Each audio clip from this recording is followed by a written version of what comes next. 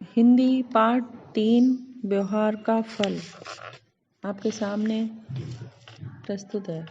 गर्मियों की शाम श्याम अपने घर के बाहर खड़ा था। तभी उसके पास एक अपरिचित व्यक्ति आया और उससे उसके पड़ोसी डॉक्टर राजीव का पता पूछा। श्याम को शरारत सूझी और उसने अपरिचित व्यक्ति को गलत पता बता दिया। अपरिचित व्यक्ति बताए हुए पते पर पहुंचा तो उसे घर नहीं मिला। वह बहुत परेशान हुआ। तभी वहां से श्याम का भाई राम जा रहा था। राम ने अपरिचित से उसकी परेशानी का कारण पूछा तो उसने सब बात बता दी।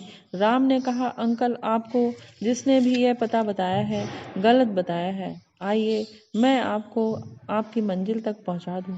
राम ने उस सज्जन अपरिचित को डॉक्टर राजीव के घर तक पहुंचा दिया। अगले दिन जब राम और श्याम स्कूल से घर लौट कर आए तो उन्होंने देखा वही अपरिचित उनके पिताजी के साथ बैठे चाय पी रहे हैं। श्याम को बहुत शर्म महसूस हुई। दोनों ने जाकर अपने पिताजी और अपरिचित व्यक्ति सज्जन को नमस्ते की। उनके पिताजी ने उन्हें बताया कि यह उनके पुराने मित्र केशव पंडित जी हैं।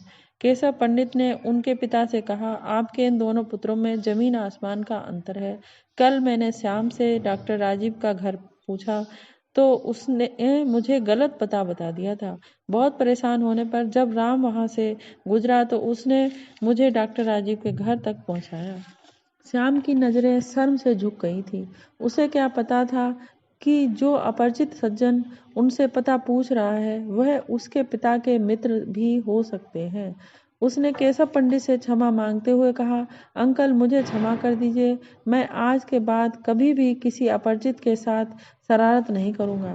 केशव पंडित ने मुस्कुराते हुए कहा, बेटा, तुम एक बात गांठ बांध लो। तुम जैसा व्यवहार दूसरों के साथ करोगे वैसा ही व्यवहार तुम्हारे साथ दूसरे करेंगे। या तुम चाहते हो तुम्हारे साथ अच्छा व्यवहार करे तो तुम्हें भी दूसरों के साथ अच्छा व्यवहार करना चाहिए।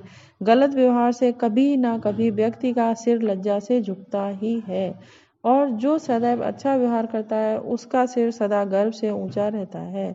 जैसा कि आज तुम दोनों भाइयों के साथ हुआ। गलत व्यवहार के कारण तुम्हारा सिर स्वयं ही शर्म से झुक गया है, जबकि राम अपने अच्छे व्यवहार के कारण गर्व का अनुभव कर रहा है। इस पाठ से बच्चों को सीख लेनी चाहिए कि गलत व्यवहार सदैव सिर झुकाने का कारण बनता है। अतः हमेशा दूसरों के साथ अच्छा व्यवहार करना चाहिए। धन्यवाद।